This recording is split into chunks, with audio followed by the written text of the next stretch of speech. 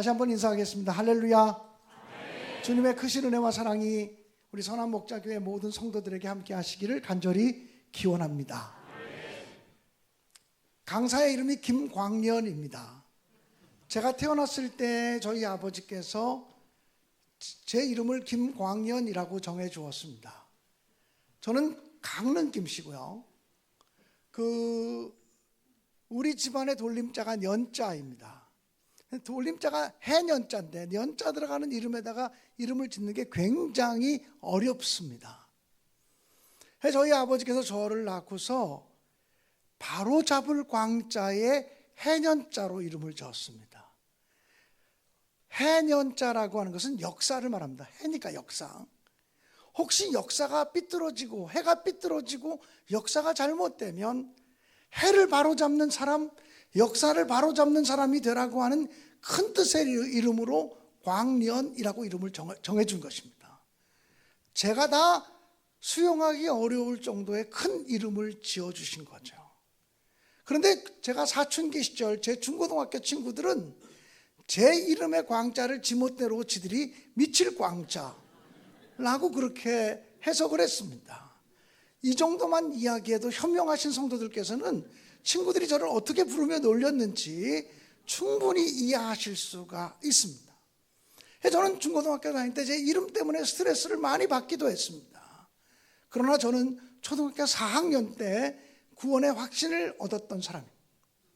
초등학교 4학년 8월 달, 제가 구원파가 아니기 때문에 날짜는 기억하지 못해요. 초등학교 4학년 8월 달이었다는 것만 기억하고 있습니다.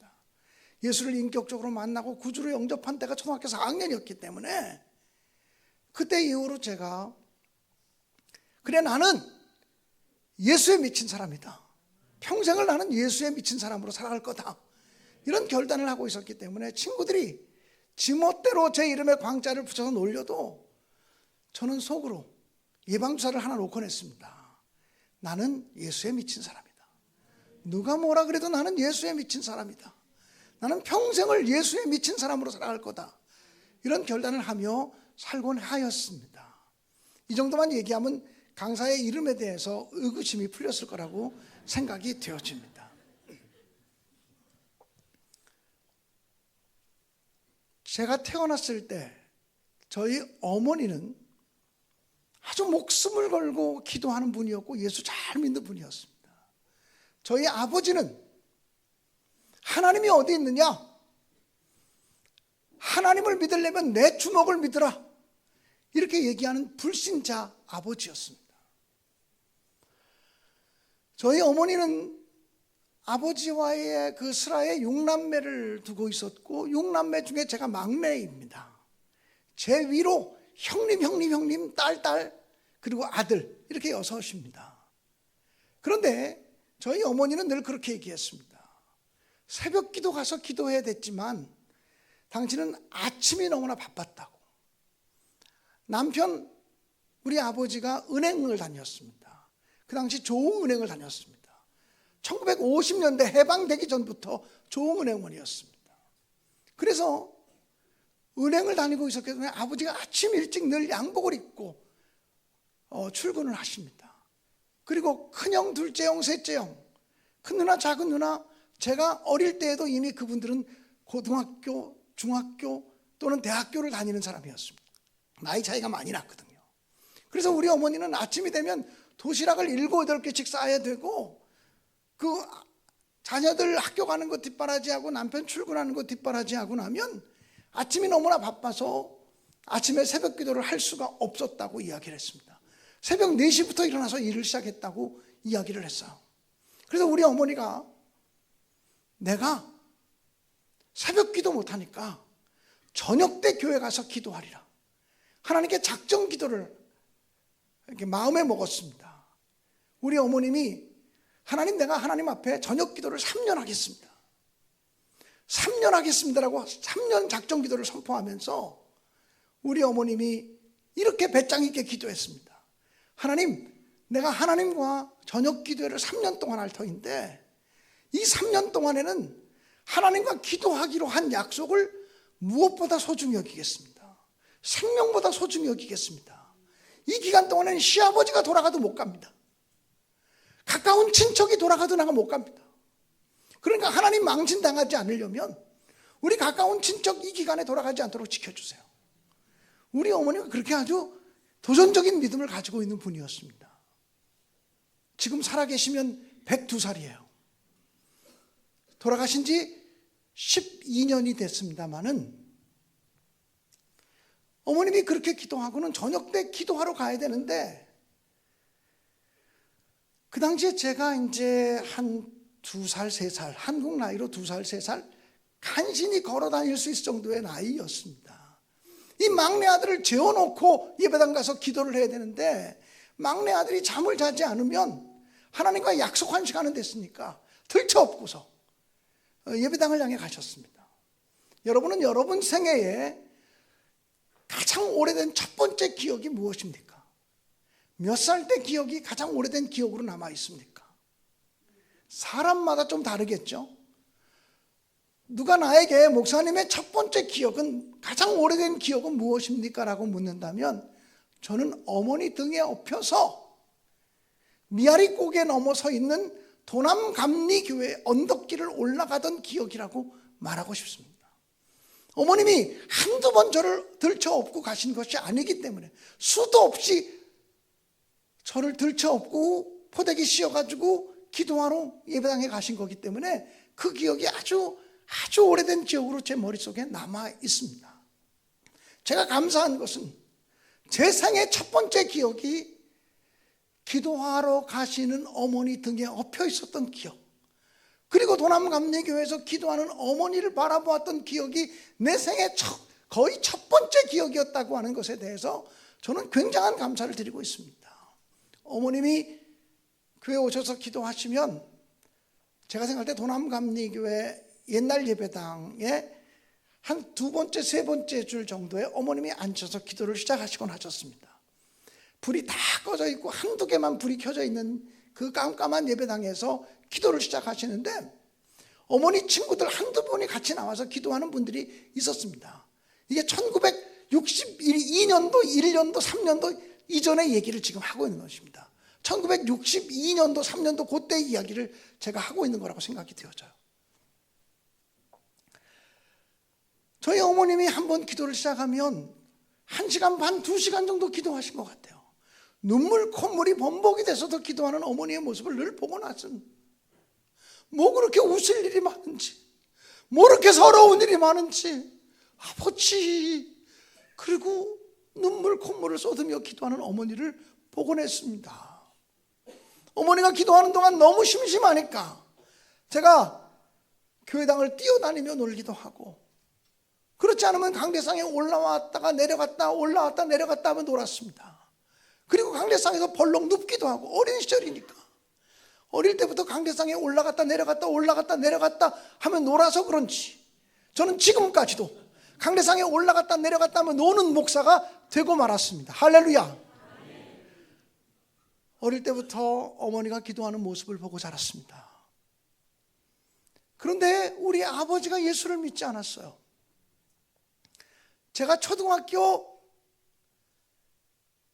4학년이 맞춰지고 5학년이 시작되기 직전에 봄방학 기간이 있지 않습니까? 3월, 2월 말에 봄방학 기간이 있잖아요. 그 봄방학 시간이었던 것 같은데 아버지가 은행에, 그 당시 영등포 지점, 조은행 영등포 지점에 다니셨는데 영등포 지점에 출근하셨다가 아버지가 그 직장에서 중풍으로 쓰러지셔서 세브란스 병원으로 옮겨주셨다는 연락을 받았습니다. 어머니가 불이 났게 택시를 잡아 타고 신촌에 있는 세브란스 병원을 가셨습니다. 아버지는 완전히 의식불명이었고 그때로부터 16일 동안을 의식불명으로 있으셨습니다. 아버지가 중환자실에 눕게 되자 어머니가 그날 도와서 우리 자녀들 6명을 다 불러 모았습니다. 그리고는 이렇게 말했습니다. 너희 아버지가 중풍으로 쓰러져서 의식불명의 상태로 지금 중환자실에 누워 계시다. 아버지가 병 낫기를 위해서 기도해야 되지 않겠냐. 이럴 때 우리가 열심히 기도해야 되지 않겠냐. 그런데 아버지 병 낫게 해주세요라고 하는 기도는 누구나 드릴 수 있는 기도 아니냐. 그리고 육신의 질병은 그 병에서 고침받는다고 할지라도 또 다른 병이 걸릴 수도 있지 않겠냐. 그러니까 이번 기회에 우리 아버지 영혼 구원시켜 주세요라고 기도하자고, 우리 아버지 영혼 구원시켜 주세요라고 기도하자고 어머님이 우리 자녀들에게 말씀을 하셨습니다. 그리고 어머니께서는 안방에 계단 두세 칸을 올라가면 다락방이 있었습니다. 옛날 가옥 구조들을 여러분 기억하실 거예요. 안방에서 계단 두세 칸 올라가면 다락이 나오고, 다락 밑에가 보통 무엇이었습니까? 부엌이었죠. 옛날 그런 가옥 구조들 다 기억하시죠? 우리 어머님이 그 다락방이 어머니의 기도처소였습니다. 어머님이 늘 다락방에 올라가서 기도하시면 정말 아버지가 누워 계실 땐 2시간, 3시간, 4시간 정말 집중적으로 기도하고 눈물 콧물이 범벅이 돼서 내려오시곤 하셨습니다. 그런데 우리 어머님이 그 다락방에 올라가서 기도할 때 이렇게 기도하셨답니다. 하나님, 내가 예수 믿는 사람이라는 거 우리 친척들이 다 알아요. 하나님, 내가 예수 믿는 사람이라는 거 우리 동네 사람들이 다 알아요. 내가 예수 믿는 사람이라는 거 우리 가까운 친구들도 다 알아요. 그런데 자기 남편 하나 구원시키지 못하고 남편이 죽었다 그러면 저도 망신이지만 하나님은 얼마나 이게 망신이겠습니까? 하나님, 내 남편 영혼 구원시켜 주세요. 내 남편 영혼만 구원시켜 주시면 그 다음 날이라도 하나님께서 내 남편 육신의 생명을 데려가셔도 제가 하나님께 감사하겠습니다. 그러나 내 남편 영혼 구원시켜 놓기 전에는 하나님이라도 안 돼요. 예수님이라도 안 돼요. 내 남편 영혼 구원시켜 놓기 전에는 하나님이라도 내 남편 못 데려가요. 안 돼요. 이렇게 때를 쓰며 기도하셨다는 것입니다. 어느 날 어머니가 기도를 마치고 다락방에서 내려오시는데 콧노래를 부르며 내려오시는 거예요. 그게 아버지가 병원에 입원한 지 의식불명의 상태로, 전신마비 상태로 있은 지 15일째 되는 날이었던 것 같아요. 어머니가 콧노래를 부르면서 내려오는 거예요. 그리고는 우리 자식들을 다 불러 모으셨어요. 다 불러 모았어요. 저녁 시간이었어요. 그리고 이렇게 말했어요. 하나님이 너희 아버지 병 고치신다.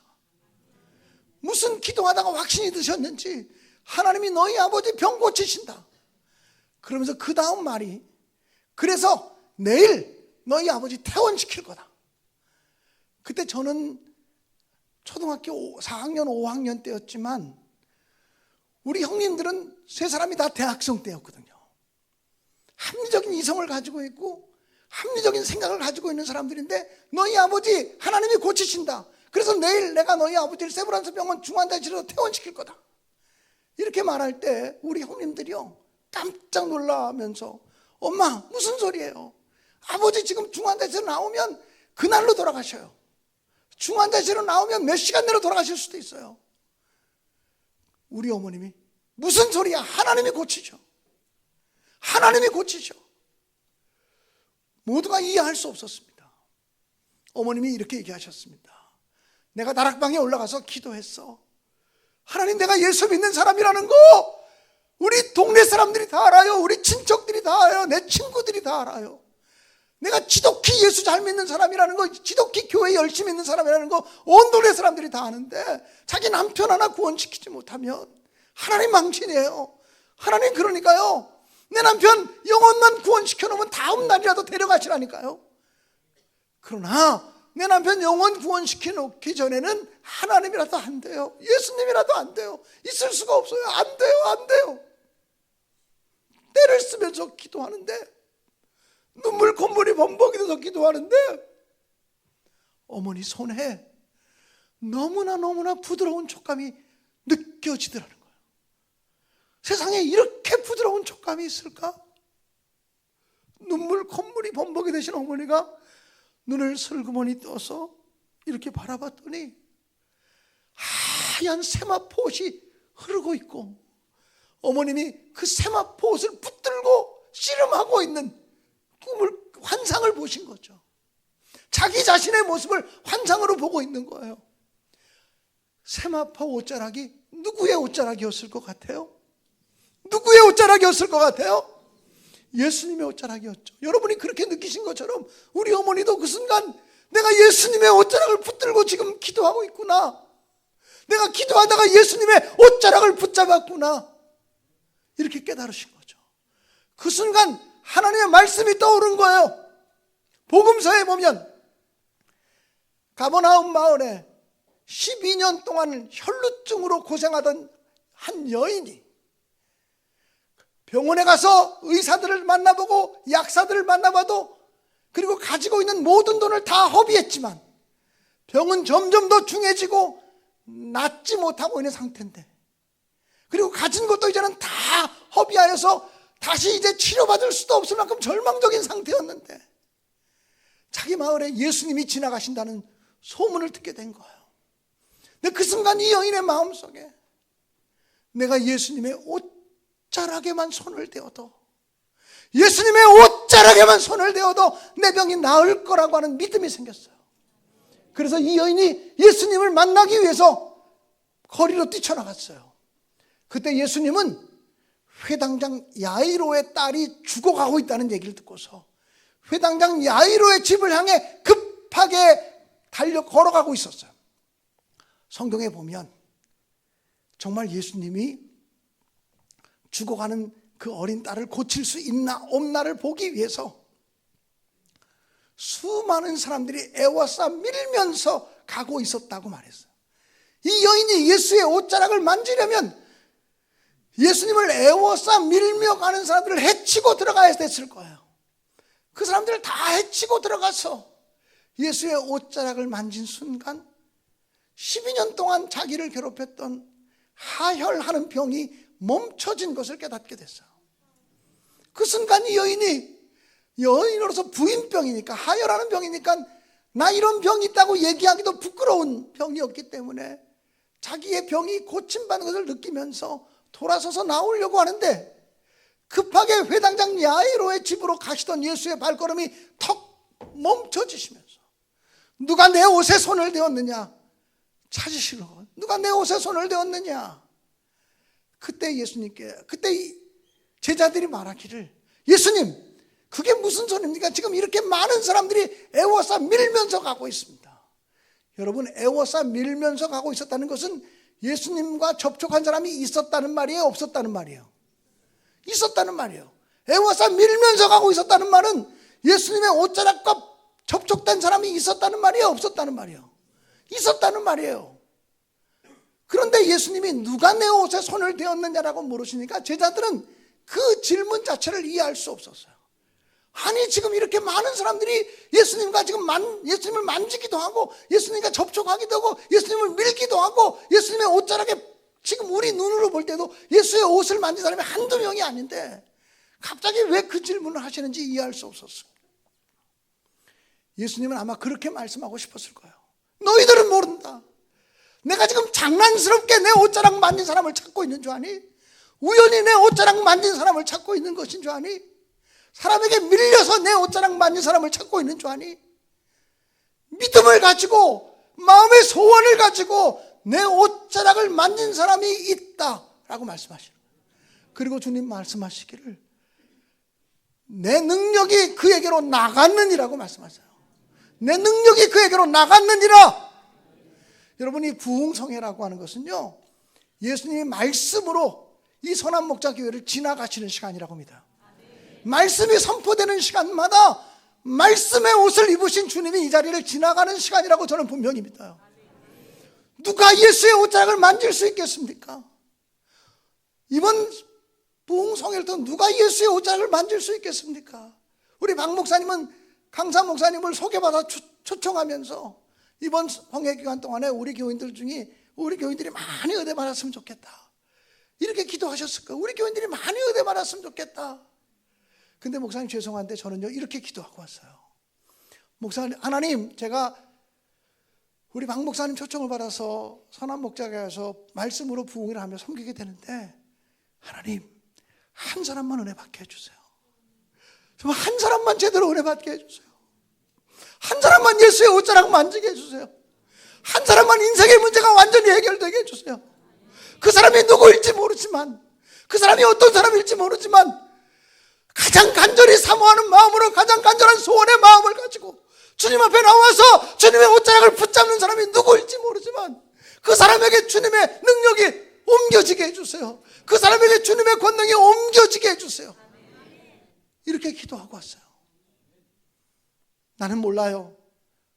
이번 부흥성회 기간 동안에 어떤 사람이 주님을 만날지, 어떤 사람에게 주님의 능력이 나타날지. 저는 우리 선한 목자교회가 이번 부흥성회가 주님의 발걸음을 멈춰 세우는 집회가 되시기를 주님의 이름으로 간절히 축원합니다. 이 교회를 주님이 그냥 지나가실 수가 없어서 너무나 사모하는 사람이 많고 너무나 간절히 주님을 소원하는 사람이 많아서 그 주님께서 이곳에 멈춰 서셔서 내 능력이 선한 목자교회 성도들에게 나갔느니라 말씀하시는 역사가 있게 되기를 주님의 이름으로 간절히 축원합니다. 저희 어머님이 그 얘기를 하신 거예요. 하나님이 고치신다고. 그러나 어머님이 그렇게 말씀하셔도 우리 아들, 딸들은 다 그 말을 이해할 수가 없었어요. 우리의 믿음이 어머니의 믿음을 따라가지 못하니까 누구도 이해하지 못했어요. 형들이 펄펄 뛰면서 아버지 퇴원시키면 그날로 아버지 돌아가신다고, 안 죽는다고, 하나님이 책임진다고. 어머니의 믿음과 어머니의 배짱을 따라갈 사람이 없었어요. 그리고 그 다음날 어머님이 세브란스 병원 가서 내 남편 퇴원시켜달라고. 중환자실에 16일 동안 의식불명으로 있는 사람을 누가 퇴원을 시켜요? 의사들이 펄펄 뛰죠. 우리 어머니 고집도 한 고집 하거든요. 하나님이 고치시니까 걱정하지 말고 퇴원시키라고. 완전 광신자가 나타난 거죠. 광신자가 나타난 거죠. 결국은 우리 어머님이 고집 부려서 서약서 쓰고, 지금 당장 남편 데리고 나가다가 죽어도 병원에 항의하지 않겠다는 서약서 쓰고 아버지가 다시 앰뷸런스에 실려서 우리 집으로 왔어요. 우리 집으로 돌아올 때 그 광경을 지금도 어릴 때의 모습에 저는 지금도 기억해요. 우리 형제들 모두가 너무나 시무룩한 모습으로 아버지를 지켜보고 있었어요. 정말 광신자 같은 우리 어머니 믿음 때문에 우리 아버지 오늘 돌아가시겠구나, 우리 아버지 오늘 죽겠구나 라는 생각을 했어요. 그런데도 우리 집안은요, 어머니 말씀, 아버지 말씀에는 순종한다. 이것이 우리가 가지고 있는 신앙의 기조였어. 내가 다 이해되지 않아도 부모님 말씀에 순종하고 보자. 사랑하는 여러분, 여러분이 신앙생활 할 때 여러분의 부모님의 말씀에 이해 다 되지 않아도 순종한다는 믿음을 가지고 살아가면 하나님이 놀라운 역사를 이루실 줄로 믿습니다. 우리 목사님의 목회 방침과 선포 다 이해되지 않아도 내가 박 목사님께 순종함으로 하나님의 놀라운 역사를 일으키리라, 이런 믿음을 가지고 전진하시기를 주의 이름으로 축원합니다. 세브란스 병원에서 응급차가 와서 우리 아버지 방에다 눕혀놓고 가셨어요. 눕혀놓고 가자마자 우리 어머님이 온 가족들을 다시 불러 모아서 예배드리자고, 기도하자고, 그리고는 찬송가를 펼쳐놓고 찬송하자는 거예요. 우리 누구도 찬송하고 싶지 않았어요. 찬송하고 싶지 않은데 찬송하고 하자니까 힘들었어요. 예배드리고 싶은 마음이 요만큼도 예배드리자니까 얼마나 괴로워하는지 몰라요. 어머니 혼자서 찬송 부르고 우리는 입만 오물오물 거리고 있었어요. 그런데 찬송가를 서너 곡 불렀을까요? 우리 형제 중에 한 사람이 아버지 손가락이 움직여. 그래서 찬송이 중단됐어요. 아버지 손만 쳐다보고 있는 거예요. 여러분, 혹시 영화나 드라마에서 의식불명으로 있었던 사람이 이러고 있다 갑자기 이런 장면 보셨죠? 영화로 보셨죠? 저는 현장에서 보고 있는 거예요. 현장에서 보고 있는 거예요. 16일 동안 의식불명이라 바늘로 찔러도 반응하지 않았고 이쑤시개로 찔러도 반응하지 않았던 우리 아버지가 찬송가 몇 곡을 부르는 사이에 손이 까딱거리는 거예요. 다시 찬송하자, 다시 찬송하자. 이번에 찬송할 때는요, 자발적인 찬송이 나와서 우리가 크게 찬송하고 열심히 찬송하면 하나님이 역사하실 것 같은 마음이 들어서 목소리를 높여서 막 가족들이 찬송을 부르기 시작했어요. 찬송을 부르는데 어떤 형제가 아버지 발가락도 움직이는 것 같아. 찬송이 또 멈춰져서 아버지 발가락만 쳐다보고 있는 거예요. 한참을 쳐다보고 아버지 발가락이 움직이는 거예요. 집에 모셔오면 당장 돌아갈 줄 알았는데 숨이 쉬어지는 거예요. 아버지 숨이 쉬어지는 거예요. 어떻게 이런 일이 있을 수가 있지? 어떻게 이런 일이 있을 수가 있지? 우리는 우리 아버지를 보면서 하나님의 일하심을 보고 있었던 거예요.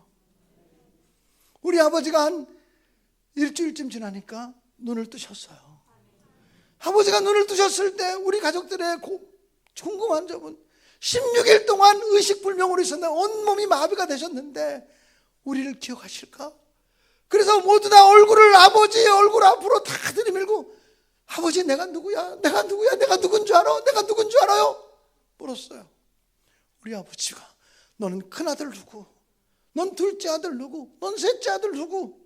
너는 큰딸 누구? 너는 작은 딸 누구? 너는 막내 아들 광년이. 우리의 이름을 정확하게 기억하고 있었어요. 아버지 직업이 뭔 줄 알아요? 나 은행원이지. 아버지 직책이 뭔 줄 알아요? 나 은행 지점장이지. 우리 어렸을 때 잘 사는 집이었거든요. 제가 초등학교 다닐 때 우리 우이초등학교가요, 그 당시 우이국민학교가 8,800명이었어요. 학생이. 8,800명 학생 중에서 잘 살기로 한 세 손가락 안에 드는 잘 사는 집이었거든요. 우리 초등학교 1학년 때 이미 자가용이 있었어요. 운전기사가 있었고. 이래봬도요, 얼굴은 그렇게 안 생겼어도, 우리 박 목사님의 얼굴이 우윳빛. 할렐루야. 잘 먹고 잘 살아서 우윳빛인 것 같아요. 근데 아무튼 다시 말씀에 집중하세요. 저희 아버지가 이제 조금씩 회복되기 시작할 때 우리 어머니가 아버지 아직 구원받은 게 아니잖아. 구원받아야 되니까. 아버지 구원받아야 되니까 하루에도 10번, 20번씩 예배를 드렸어요. 매일 성경책 갖다 놓고 읽어주는 거예요. 당신 나 따라해. 하나님이 태초에 하나님이 천지를 창조하시니라. 두 단어도 따라할 수 없어요. 아버지가 오늘에서 한 단어씩 읽어주는 거예요. 3년 6개월 동안 투병하시다가 예수님 영접하고 돌아가셨는데요, 저희 아버님이 나중엔 서너 단어까지 따라하셨어요. 아버님이 그 3년 6개월 동안 투병하는 동안에 성경을 한 6, 7번은 어머님이 읽어주셨을 거예요. 그리고 우리 집은 하루에도 10번 이상 어머니와 함께 아버지가 예배를 드리셨어요. 그런데 예배 드릴 때 되면 맨날 똑같은 찬송만 불렀어요. 아버지가 구원받아야 되니까 구원 찬송만 불렀어요. 예수 앞에 나오면 모든 죄 사하고 주의 품에 안기요 편히 그냥 하세요. 내가 할게요. 리라. 우리 주만 믿으면 모두 구원 얻으며 영생 복락 멸류관 확실히 하지 않아도 될 것 같아요. 그렇게 예수 앞에 설 때에 흰 옷을 입으며 밝고 빛난 내 집에 길이 살리라. 우리 주만 믿으면 모두 구원 얻으며 영생 복락 멸류관 확실히 받겠네. 이 찬송가가 1절, 2절, 3절이 있는데요, 저는 자다가도 그 찬송 부르려면 1절, 2절, 3절을 외울 수 있어요. 그것도 옛날 합동 찬송가 가사로. 우리는 아버지가 투병하고 있는 3년 6개월 동안 이 찬송을 1년에 1000번은 불렀을 거예요. 하루에 5번, 6번씩은 불렀으니까. 아무리 안 불러도. 아버지가 제가 중학교 2학년 때 돌아가셨어요. 아버지가 돌아가신 지 지금 50년도 넘었지만 아버지 추도식 때가 되면 우리 무슨 찬송 부르지? 그럼 누군가 형제 중에 하나가 우리 그 찬송 부르자. 그 찬송 부르자. 그러면 다 알아들어요. 예수 앞에 나오면 흰옷을 입으며 밝고 빛난 내 집에 길이 살리라. 우리 주만 믿으면 모두 구원 얻으며 영생 복랑 멸류관 확실히 받겠네. 아멘. 저는 어릴 때 그 경험을 통해서 어렵고 힘들고 위태로울 때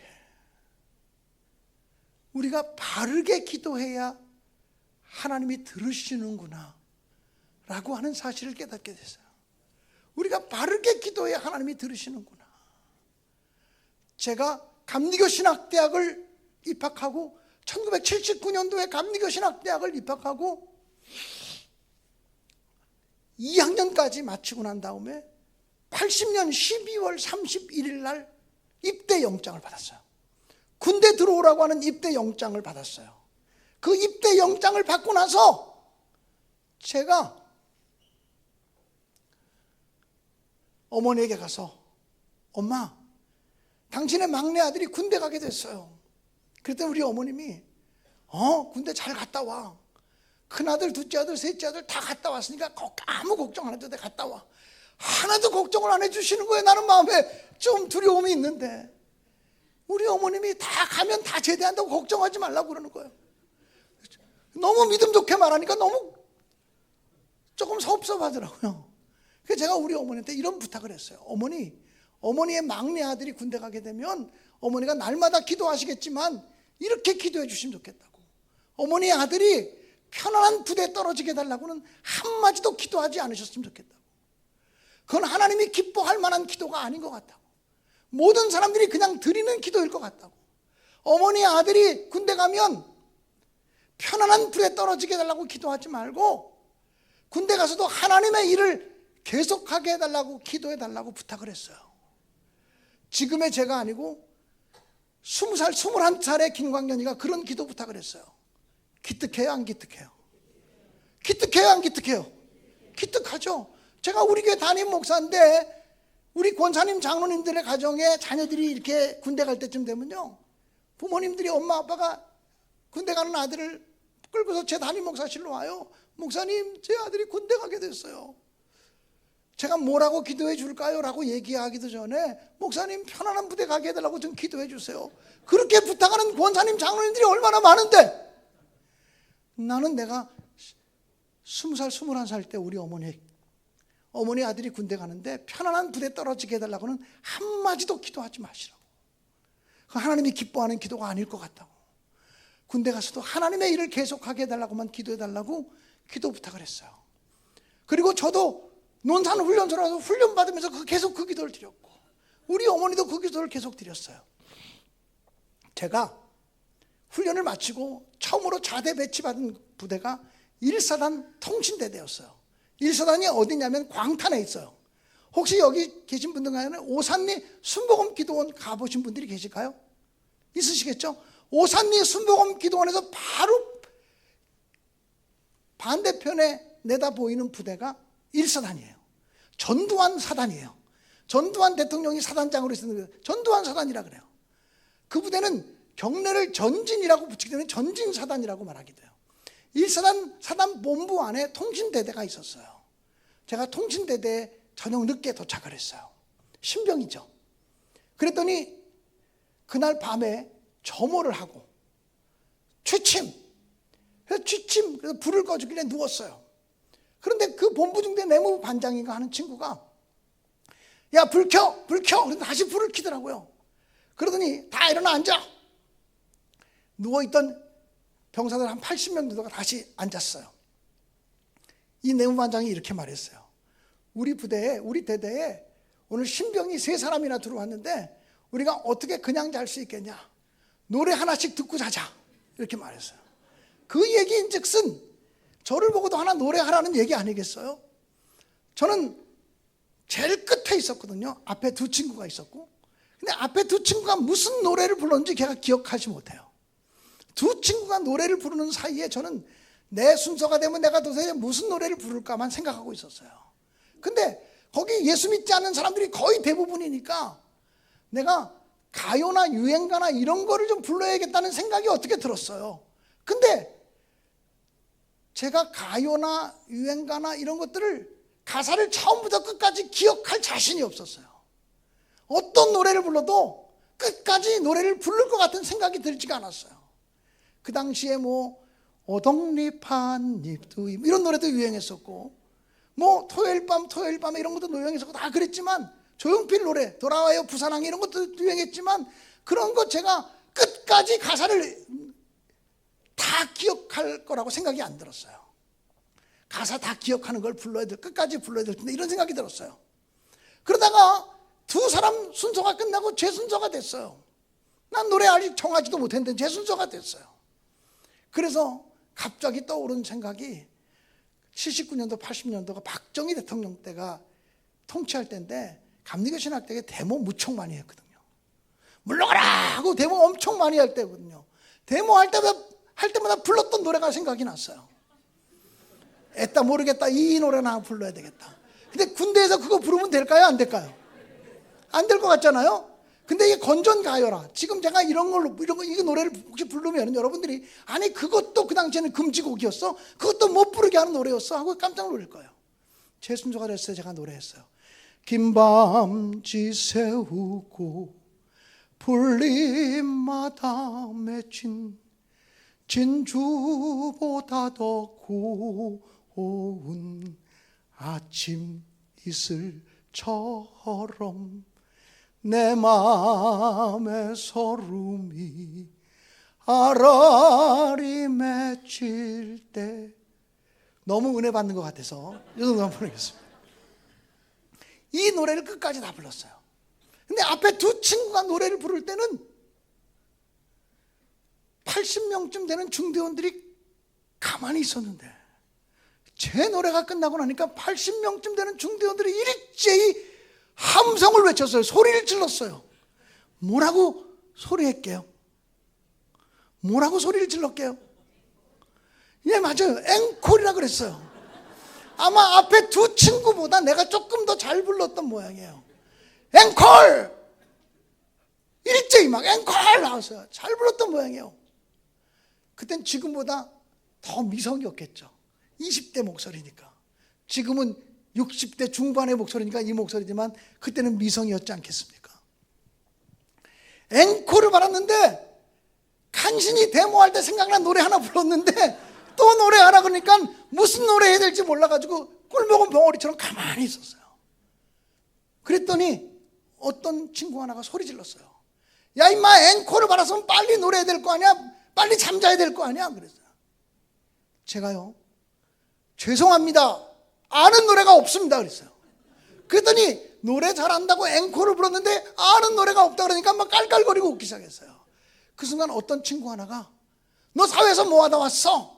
묻더라고요. 그래서 제가 예, 저는 신학대학교 다니다 왔습니다. 그랬더니 그 순간 어떤 친구 하나가 소리 질렀어요. 야, 그럼 찬송가 하나 해. 그래서 제가 찬송가 한 곡을 냅다 불렀습니다.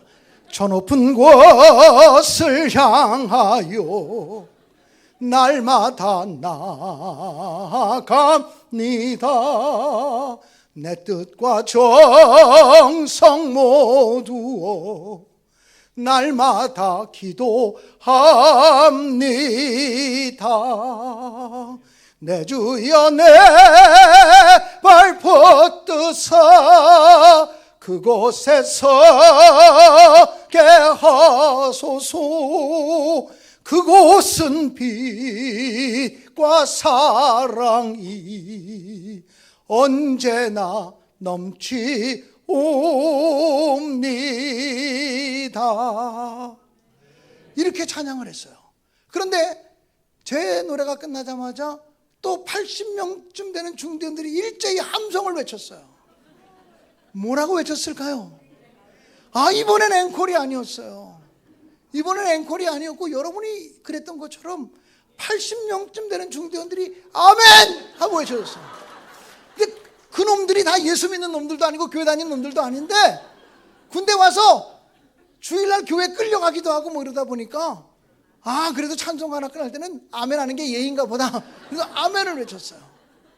그리고는 취침, 그래서 잠자리에 들었어요.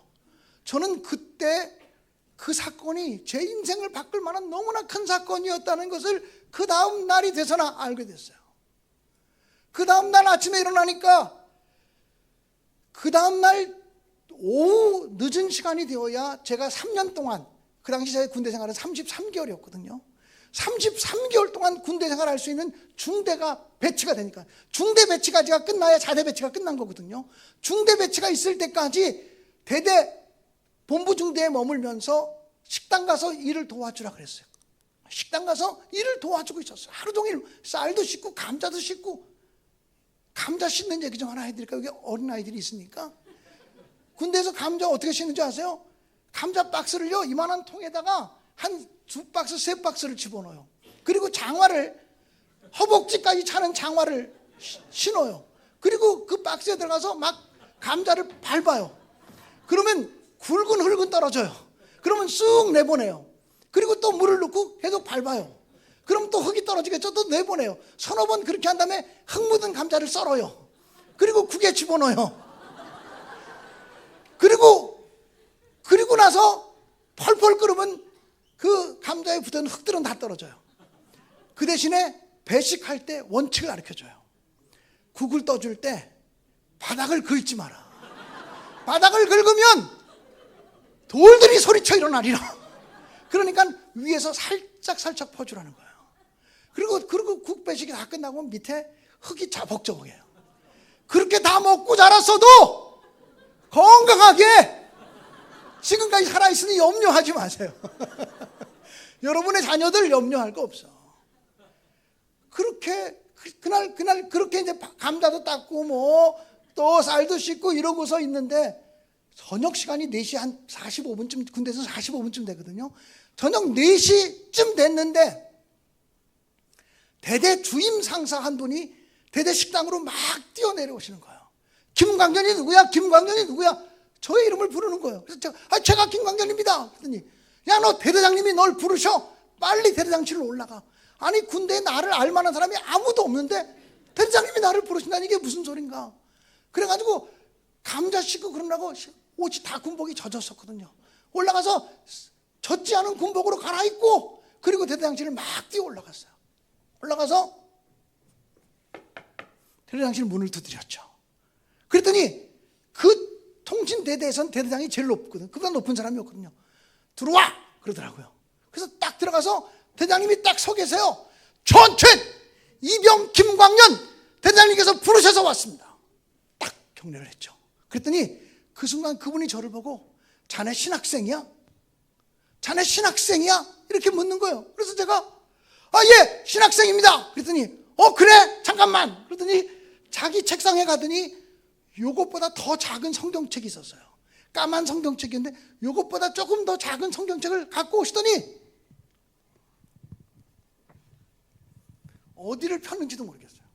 아무데나 하나를 탁 펼치더니 내 눈앞에 탁 갖다 대면서, 자네 그러면 이거 가지고 설교할 수 있나? 이렇게 물어줬어요. 저는요, 우리 목사님 군목 출신이시라 그러시지만 21살짜리 청년한테, 만 나이 20살짜리 청년한테 성경책을 아무데나 펼쳐놓고, 그럼 자네 이거 가지고 설교할 수 있나 그러는데, 너무 갑자기 확 갖다 대가지고 이게 어딘지도 몰라요. 그렇지 않겠습니까? 갑자기 제가 아무데나 성경 펴가지고, 너 이거 어디야? 봤어 못 봤어? 못 봤지? 이게 알 수가 없거든요. 근데 제가 할 수 있습니다 그랬어요. 그랬더니 좋았어. 그러면 대대 전병력을 20분 내에 연병장에 집결시킬 테니까 설교해봐. 그리고는요, 저보고 앉아있으라 그러고는 내가 그 옆에 대장실 옆에가 방송실이었어요. 내가 방송실 가서 방송 좀 하고 올게. 그러더니 방송실 가서 마이크를 들고 방송하는 거야. 1사단 통신대대 전 병력은 듣거라. 특별히 각 중대장과 인사계들은 듣거라. 우리 부대가 오늘 드디어 하나님께 예배할 수 있는 날이 되었다. 모든 중대원들은 15분 내로 식사를 마치고 연병장에 모두 집결하기 바란다. 중대별로 인원 파악해서 적게 오는 중대는 중대장 문책하고 인사계 문책할 테니까 최대한도로 모든 중대병력을 총동원해서 연병장에 집결하라. 그리고는 딱 방송을 마쳤어요. 그리고 다시 들어와서는 저한테 이렇게 말해요. 갑자기 설교하라 그래서 당황하셨죠? 그래요. 그러니 저를 보고 내가 잠깐 내 얘기 좀 할게. 대대장님이 그래요. 그래서 대대장님이 이제 무궁화 2개 중령이거든요. 근데 자기는 소령 때 예수를 믿게 됐대요. 아주 늦은 나이에 예수를 믿게 되었고, 그 사람 표현이에요. 혹시 여기서 오해하지 마세요. 그 사람 우리 대대장님 표현이 이랬어요. 나는 육사 출신도 아니고 3군 사관학교 출신도 아니고 ROTC 출신도 아니고 학사장교 출신도 아니고 줄도 없고 백도 없는 갑종장교 출신이라고. 여러분, 갑종장교라는 게요, 사병으로 들어가서 장교가 되거나 또는 하사관으로 들어가서 장교가 된 사람을 갑종장교라 그래요. 사관학교 들어가서 장교가 되지 않고 병으로 들어가서 나중에 장교가 된 사람을 갑종장교라 그래요. 그 자기 표현이 나는 줄도 없고 백도 없는 갑종장교 출신이라 소령까지 진급한 것만도 기적이었어. 그런데 소령 달고 7년 만에 중령을 못 달면 자동적으로 제대를 해야 되는데, 내가 소령 달고 7년 차가 됐을 때 우리 부대 대대장이 예수 믿는 사람이 왔어. 근데 그 대대장이 나를 보고 정소령, 최삼규입니다. 최소령 그러더니 자네 진급해야 되지 않나? 언제까지 계급 정년이지? 그래서 올해가 계급 정년입니다. 올해 진급하지 못하면 내년에 제대해야 됩니다. 그래서 자네 제대하기로 결심했나? 아니, 그렇지 않습니다. 진급되면 좋지 않은가? 진급되면 좋죠. 그럼 자네 진급되기 위해서 뭘 하고 있나? 글쎄요, 저는 그냥 어떻게든지 진급되게 해달라고 마음으로만 소원하고 있습니다. 야, 이 사람아, 자네 진급되려면 기도해야 되잖아. 나와 같이 교회 가서 기도하자. 내가 너 위해서 기도해 줄게. 대대장이 그 부대대장 소령을 향해서 내가 너 위해서 기도할 테니까 너 진급해야 되지 않냐고. 내가 너 위해서 기도할 테니까 나와 같이 교회 가자. 교회 갈래 안 갈래? 그러면 어떻게 안 간다 그러겠어요? 군대에서 상급자가 그러는데, 예, 가겠습니다 그랬더니 그럼 내일 새벽부터 가자. 그 다음날 새벽부터 교회를 나가기 시작했대요. 그래서 그 대대장이 말하기를 자기는 예수 믿으면 새벽 기도부터 시작하는 게 정상인 줄 알았대요. 그래서 어떤 사람이 전도하느냐가 굉장히 중요해요. 새벽 기도부터 열심히 하는 사람이 전도하잖아요. 그럼 전도한 사람도 머지않아서 새벽 기도하는 사람이 돼요. 근데 주일날만 간신히 나와서 예배하는 사람이 전도를 했어요. 근데 그 사람이 은혜 받아가지고 저녁 예배를 나가려고 그러네요. 무리하지 마.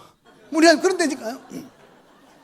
그 사람이 은혜 받아가지고 수예배 나가고 심야기도 나가면 그렇게 예수 강적으로 믿지 마. 그런다니까요. 어떤 사람이 전도하느냐가 매우 중요해요. 이 사람이 그 다음 날부터 자기 대대장 따라서, 자기 상급자 따라서 새벽 기도 가서 기도하기 시작했대요. 자네 진급하고 싶으면 기도해야 돼. 기도하면 하나님이 들으셔. 이렇게 말했대요. 한 일주일쯤 지났는데 자네 뭐라고 기도하나? 대대장님이 저한테 진급을 하라고 기도했기 때문에 하나님 진급하게 해주세요. 하나님 진급하게 해주세요. 하나님 중령 달게 해주세요. 하나님 중령 달고 진급하게 해주세요. 이렇게만 기도했다고. 아니, 자네 한 10분 정도를 그렇게 기도했나? 그거만 100번 1000번 주문해 오듯이였다고. 하나님 진급하게 해주세요. 하나님 진급하게, 하나님 진급하게, 하나님. 기도가 뭔지 모르니까 그렇게만 기도했다는 거예요. 근데 대대장이 가르쳐 주더래. 내가 아는 한 하나님은 서원 기도를 좋아하시고 약속하고서 기도하면 더 좋아하시니까 하나님께 무언가를, 하나님이 나를 대대장으로 진급시켜 주시면 내가 이렇게 하겠노라고 약속을 걸면 하나님이 더 좋아하시고 자네 기도 들으실 거야. 근데 그 몇 주 동안 교회 다니는 사이에 신앙인들에게 예배가 너무 중요하다는 것을 배웠다는 거야. 그래서 아직 예배가 뭔지도 모르지만 이렇게 기도했대. 하나님, 저를 중용 달고 진급하게 해주시고 대대장이 돼서 통진대대장이 되게 해주시면 제가 그 부대를 예배하는 부대로 만들겠습니다. 이렇게 기도했다는 거야. 근데 자기가 줄도 없고 백도 없고 실력도 없는 자기가 정말 진급을 해서 일선한 통진대대 대대장이 됐는데 하나님과 약속한 게 있으니까 예배하는 부대를 만들어내. 그 부대는 군종 장교, 군목이 없는 부대였어. 그러니까 예배를 어떻게 드릴 수가 없잖아. 예배를 드리려면 최소한 다른 것보다도 설교자는 있어야 될 거 아니야. 그래서 대대 인사장교한테 사병들 인사카드를 다 조사해서 신학대학을 나왔거나 신학대학을 다니거나 신학대학교 근처라도 갔다 온 사람 있으면 다 불러드리라고. 한 사람 한 사람 다 저처럼 불려 올라간 거예요. 그러면 자네 신학생이야? 아, 예, 그렇습니다. 그러면 아무데나 성경책 하나 펴가지고 자네 그러면 이거 가지고 설교할 수 있나? 그러면 군인들이 전부 다 저는 설교는 못합니다. 다 그랬다는 거야.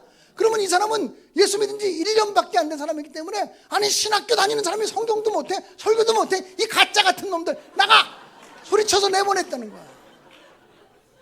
그런데 그날 아침에 출근하는데 대대 인사과의 엄유식 병장이라는 친구가 대대장님, 어제 우리 부대에 신학생이 한 사람 또 왔습니다.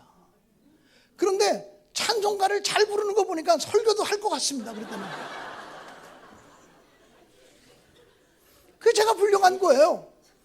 그러고 나서 그 사람이 그 얘기를 한 7, 8분, 10분 정도 했기 때문에 그러고 나서 자네 설교 준비할 시간이 없지? 설교 준비해. 그러고는 성경책을 저한테 주는 거예요. 이보다 더 작은 성경책을 주는데 성경책 어디 설교하지? 이렇게 펴고 있는데 갑자기 대대장실 문이 열리면서 대대장님, 전병경 연병장이 집결했습니다. 나오십시오. 그러고서 예, 그러고 나가려고 그러는데 그 부대 군종사병이 있더라고요. 통신대대. 신학교 나오지 않은 일반 대학교 나온 군종사병이 설교 본문을 어디로 하고 제목은 뭐로 할 거냐고 물어요. 아직 정하지도 않았는데. 그래서 제가 그냥 갑자기 떠오른 말씀이 마태복음 5장 말씀이 떠올랐어요. 너희는 세상의 소금이니 소금이 그 맛을 잃으면 무엇으로 짜게 하리요. 너희는 세상의 빛이니. 그 말씀이 떠올랐어요. 그래서 마태복음 5장 13절 이하의 말씀을 제가 딱 주면서 소금으로 빛으로. 제목 기가 막히지 않아요? 제가 성인들을 대상으로 한 첫 번째 설교였기 때문에 이 본문을 잊어버리지 않아요. 소금으로 빛으로라는 제목을 줬어요. 저는 그 전까지 신학교 다닐 때 종교감리교회에서 신학생 어린이부 지도교사로 봉사하면서 유치부 설교 몇 번 해봤고 어린이부 설교 몇 번 해봤고 중고등부 설교 2번쯤 해봤어요. 청년부 이상 설교는 한 번도 해본 적이 없어. 근데 그날 내가 청년 이상의 어른들만 모이는 모임에서 첫 설교로 데뷔전을 치르는 거야. 딱 나갔더니 연병장에 정말 한 400명 이상의 군인들이 새까맣게 앉아있는 거야. 군복을 입고 새까맣게 앉아있고 지금 여기 숫자보다 훨씬 많은 거야. 그리고는 이 연단에 의자가 한 40개쯤 놓여있는데 직업군인들이 다 거기 앉아있는 하사, 중사, 상사, 준위, 그 다음에 소령, 소위, 대위, 중위, 그 다음에 다 소령까지 다 앉아있는 거야. 가운데 2자리만 딱 비어 있었어요. 한 자리는 대대장님의 자리였고 또 한 자리는 그날의 강사님의 자리였습니다. 제가 강사님이었으니까 가운데 딱 앉게 됐죠. 그날 사회는 그 통신대대 군종사병이었던 송하경이라는 친구가 봤어요. 송하경이라는 사람은 굉장히 유명한 사람이에요. 무엇보다 그 아버지가 유명해요. 그 아버지가 송삼석 장로님이신데요. 송삼석 장로님은 모나미 153 볼펜을 만들었던 모나미 그룹의 창업자예요. 정동제일감리교 장로님이시고요. 송삼석 장로님의 아들 송하경이라는 친구가 지금 거기서 사회를 보고 있었어요. 그 송하경이라는 친구는요, 지금 모나미 그룹의 회장이에요. 지금 정동제일감리교회 장로님이시기도 하고요. 여러분이 의심나면 설교 끝나고 나서 송하경 아니 모나미 그룹 회장 한번 쳐보세요. 강사님의 말씀이 맞는가 틀리는가? 정말 그래요. 그 송하경이라는 친구가 저보다 3개월 고참인데 사회를 봤어요. 사회를 보다가 성경 말씀을 읽고 이제 대리장님께서 나오셔서 강사님을 소개해 주겠습니다. 설교자를 소개해 드리겠습니다. 그랬어요. 그 대리장님이 딱 나와서 얘기했어요. 오늘 우리 부대가 하나님께 예배 드리는 날이 돼서 나는 너무 기쁘다. 내가 하나님께 얼마나 기쁜지 모르겠다. 그러면서 오늘 우리 앞에 서서 설교하실 사람은 김광년 이등병이다. 어제 저녁에 우리 부대 도착했고 여기 있는 사람들 가운데 제일 쫄병이다. 이 사람보다 쫄병은 아무도 없다. 우리 부대에 아무도 없다.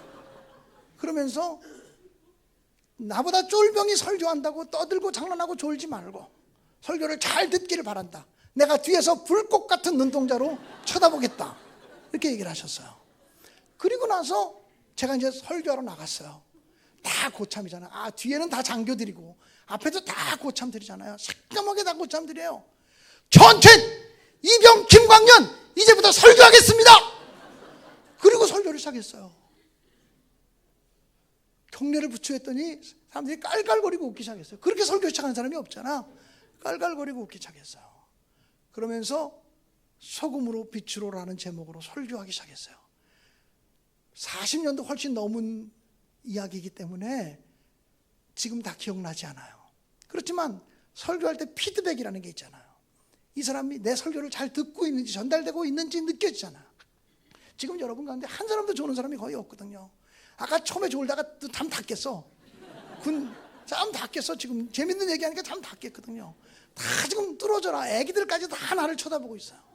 아, 오늘 내 설교를 지금 잘 듣고 있구나라고 피드백을 느끼는 것처럼 그날 그 자리에 이 군인들이 그냥 넋이 나가서 저를 다 쳐다보면서 설교를 듣고 있는 것 같았어요. 제 마음속에 설교가 홈런은 아니어도 3루타 정도는 됐겠다, 이런 생각을 했어요. 설교를 다 마치고 주기도문으로 예배를 마쳤겠죠. 주기도문으로 예배를 딱 마쳤는데 대리장님이 자리에서 벌떡 일어서시더니 자기 중령 모자를 탁 벗으시면서 전도사님 큰 은혜 받았습니다 하고 저한테 전도사님 큰 은혜 받았습니다. 나는 전도사가 아니야. 전도사가 된 적도 없어. 근데 저보고 전도사님 큰 은혜 받았습니다 인사하셨어요. 그리고는 다 간부들 보고 너희들 다 전부 다 내 대대장실로 들어오라고.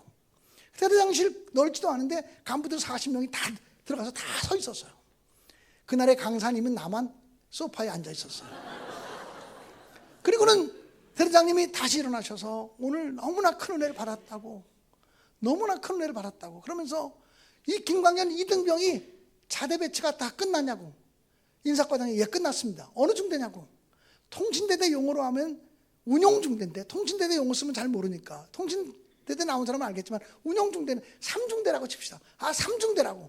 아, 그러면 김광현 이등병이 3중대 가서 아침부터 저녁 먹을 때까지 일과를 다 하고 저녁을 먹고 나면 월요일 날은 1중대 가서 1중대 내무반 예배를 드리면서 설교하고 화요일 날은 2중대 내무반 예배를 드리면서 설교하고 수요일 날은 3중대 내무반 예배를 드리면서 설교하고 목요일 날은 4중대 내무반 예배를 드리면서 설교하고 그리고 금요일 날에는 우리 간부들이 대장전에 다 모여서 우리 김광현 이등병한테 성경을 배우자고. 해줄 수 있겠냐고. 예, 할 수 있습니다. 그랬지. 그랬더니 좋다고. 그러면 이제부터는 월, 화, 수, 목은 내무반 가서 예배 드리면서 설교하고 금요일 날은 우리 간부들에게 성경을 좀 가르쳐달라고. 우리들도 성경을 배우고 싶다고. 예, 알겠습니다. 그러고 나서 천천히 인사하고 나와서 제 본부중대 가서 제 짐을 들고서 이제 더블백이라 그러죠. 짐을 들고 제 3중대로 가는 거예요. 3중대로 가는데 3중대 내무반 문이 활짝 열려 있는 거예요. 활짝 열려 있어요. 그리고는 제가 저기서 더블백을 메고 이렇게 그 중대를 향해 가니까 내무반장이 일어나더니 3중대원 전부 일어나. 전부 일어났어요. 그러더니 목사님이 오신다. 목사님께 인사. 그러니까 목사님 안녕. 목사님 안녕. 이런 인사하는 거예요. 저는요 전도사 소리 들은 지 15분 만에 목사가 됐어요. 할렐루야. 이게 하나님이 하신 일이죠. 하나님께 박수 한번 드리실까요?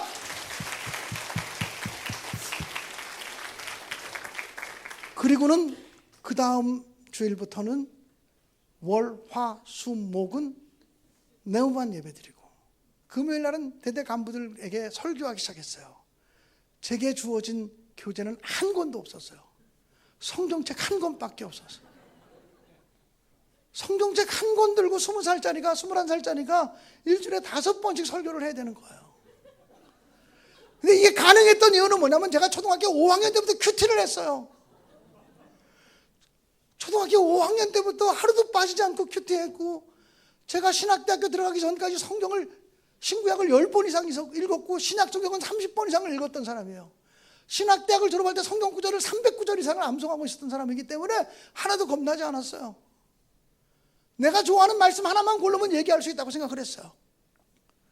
제가 한 2주쯤 설교를 했는데 사단 본부에서 사단 군종 참모가 군종 사병이 뛰쳐내려왔어요. 강용구라고 하는 장로교 병장인데 그 사람이 날 찾아와서 통신대대에 설교 잘하는 사람이 왔다는 소리를 듣고 찾아왔다고. 그러면서 우리 사단교회에 어린이들이 주일마다 70명 80명이 모이는데 어린이 설교해 줄 수 있겠냐고. 내가 어린이 설교가 전공이라고 내가 그랬지. 그랬더니 그러면 사단교회 와서 주일마다 어린이부 설교해 달라고. 그래서 제가 주일날에는요 사단교회 가서 어린이부 설교를 했어요. 군종 참모가 장로교 목사님 정여성 목사라고 하는 분이었는데 제가 설교하는 모습을 보다가 신기했던 모양이에요. 이등병이 설교를 그렇게 열심히 하니까 너무 신기했던 모양이에요. 자기가 주일날 한 번은 멀리 외출을 가면서 주일 저녁 예배 설교를 김광현 이등병을 한번 세워보라고.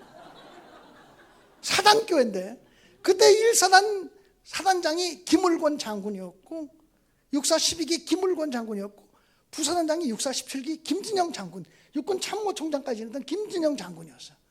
그분들을 앞에 놓고 이등병이 설교했어요.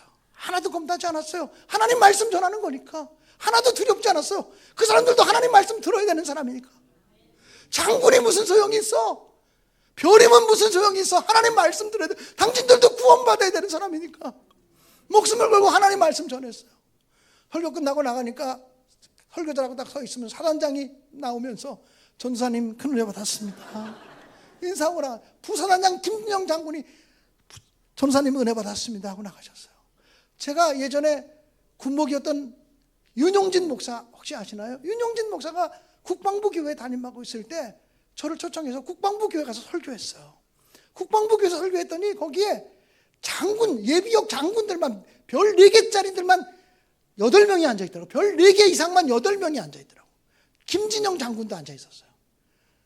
김진영 장군에게 일사단 했다 얘기했더니 굉장히 신기하면서 끝나고 나서 저를 보고 전진! 하고 저한테 사성 장군이 저한테 격려를 했어요. 그래서 제가 쉬어!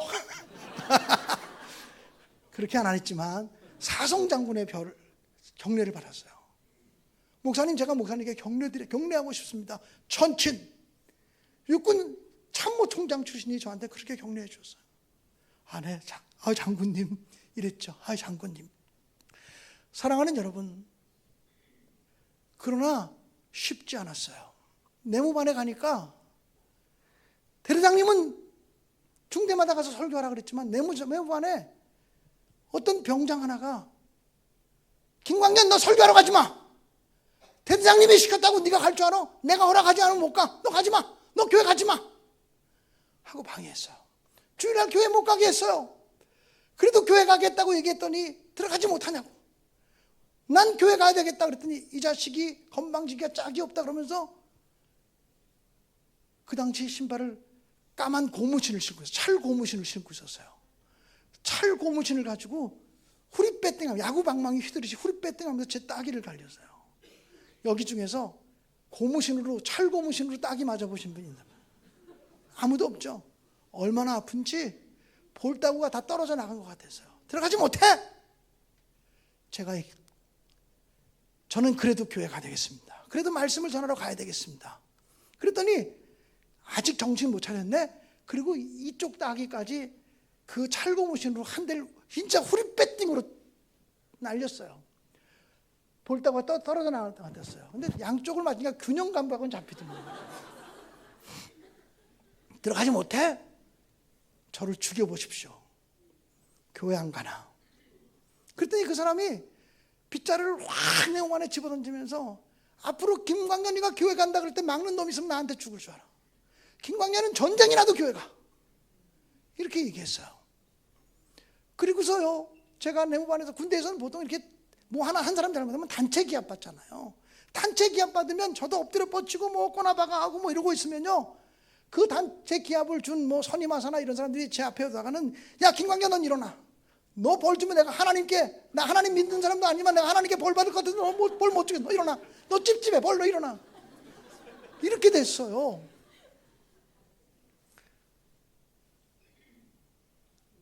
대한민국 사병으로서 이등병 때부터 군대 생활을 시작하는 첫날부터 전 대대병력 하면서 설교하면서 시작한 사람이 있으면 나와보라 그래요. 군목도 그렇게 못해요. 군목에게도 그런 기회가 주어지지 않을 거예요.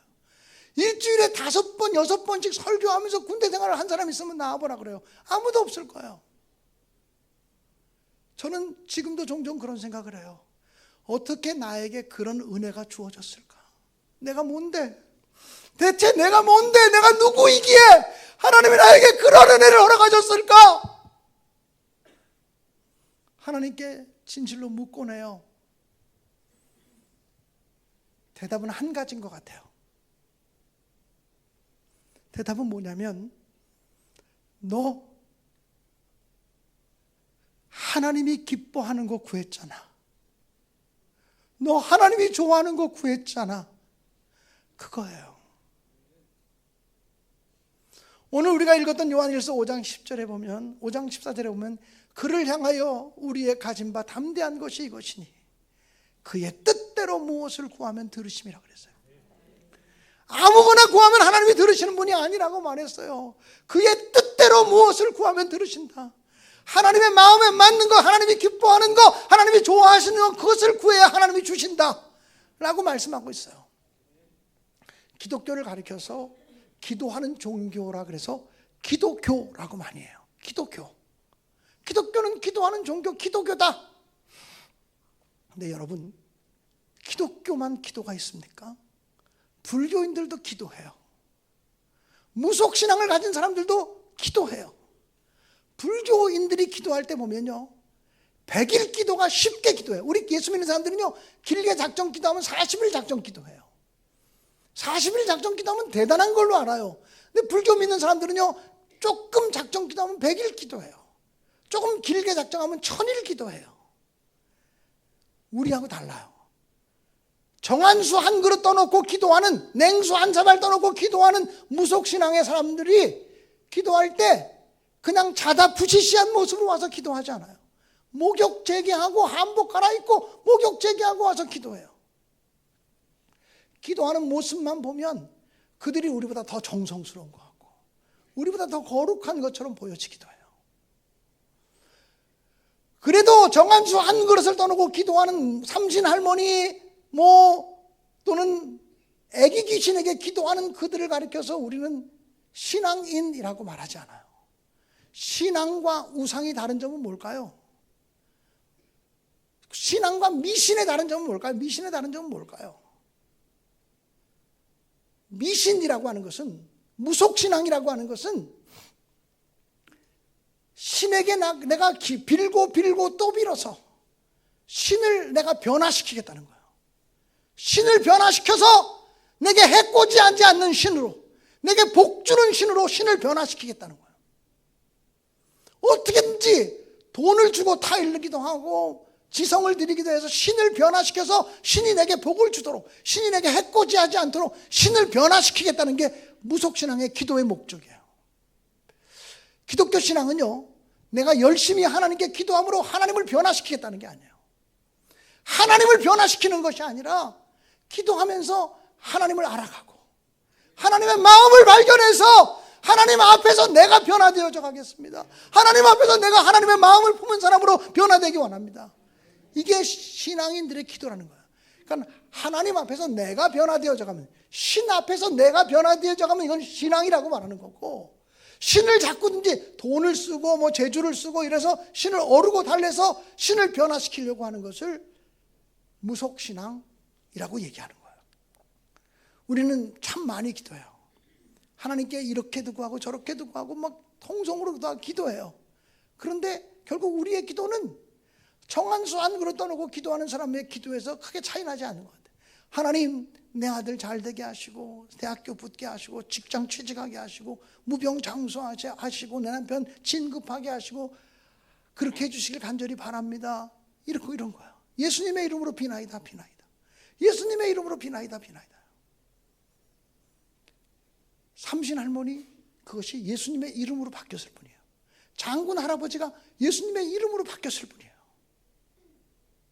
기도 내용은 하나도 안 바뀌었어요. 이 기도가 하나님을 움직이는 기도가 될 수 있을까요? 이 기도가 하나님의 마음을 감동시키는 기도가 될 수 있을까요?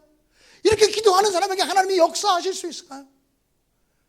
오늘 여러분과 함께 많은 말씀을 나누는 말씀의 제목은 어떻게 기도할까요? 기도의 스킬을 가리키는 것이 아니라 기도의 기술을 가리키는 것이 아니라 기도하는 자의 마음을 가리키는 거예요. 그를 향하여 우리의 가진 바 담대한 것이 이것이니 그의 뜻대로 무엇을 구하면 들으심이라. 하나님의 뜻에 맞는 것을 구하고 있는가를 점검하시기 바랍니다. 저는 인생을 살다가 또는 목회하다가 문제가 봉착되면 내 기도를 돌아봅니다. 요즘 내가 어떻게 기도하고 있는가? 무엇을 기도하고 있는가? 하나님이 받으실 만한 기도를 하고 있는가? 하나님이 기뻐하실 만한 기도를 지금 드리고 있는가를 돌아봅니다. 내 기도가 하나님 기뻐하는 기도로 바뀌기만 하면 그때 하나님이 일하시는 것을 발견하게 돼요. 그때 하나님이 역사하시는 것을 경험하게 된다고 하는 말인 줄로 믿습니다. 할렐루야. 아르헨티나의 목사님 가운데 후안 카를로스 오르티즈라고 하는 목사님이 한 분 계십니다. 후안 카를로스 오르티즈 목사님이 쓴 책 가운데 제일 유명한 책은 제자입니까? 라는 제목의 책이고 그 다음에 유명한 책은 기도라는 제목의 책입니다. 그 기도라는 제목의 책에 보면 제목은 기도인데 부제목이 길게 붙어져 있어요. 우리들의 대부분의 기도는 하나님 나라에서 잡동사니 우편물 취급을 당한다 예요. 우리들의 기도의 대부분은 하나님 나라에서 잡동사니 우편물 취급을 당한다. 연말 연초쯤 되면요, 제가 그렇게 큰 교회 목사가 대형 교회 목사가 아니지만 제게 오는 우편물이 일주일에 100통 150통이 돼요. 일주일에 100통 150통의 편지가 오고 우편물이 와요. 그런데 우리 부목사님이나 사무실에서 그걸 걸러내서 담임 목사에 가지 않아도 될 것은 다 제쳐요. 그리고 제가 보아야 될 것 20, 30통만 올리는데 제가 그것 중에서도 뭐 이런 쓰잘데기 없는 편지가 있어. 그리고 뜯어보지도 않고 쓰레기통으로 가는 것들이 너무 많아요. 잡동사니 우편물로 분류돼서 그냥 쓰레기통으로 가는 것들이 굉장히 많아요. 우리들이 하나님께 드리는 기도의 대부분이 하나님 나라에선 잡동사니 우편물로 취급될 수 있다는 거예요. 얘는 맨날 울고불고 기도하는데 왜 이딴 것만 기도해? 읽어보지 않아도 뻔히 알아. 그리고는 그냥 쓰레기통으로 들어가는 기도가 얼마나 많은지 몰라요.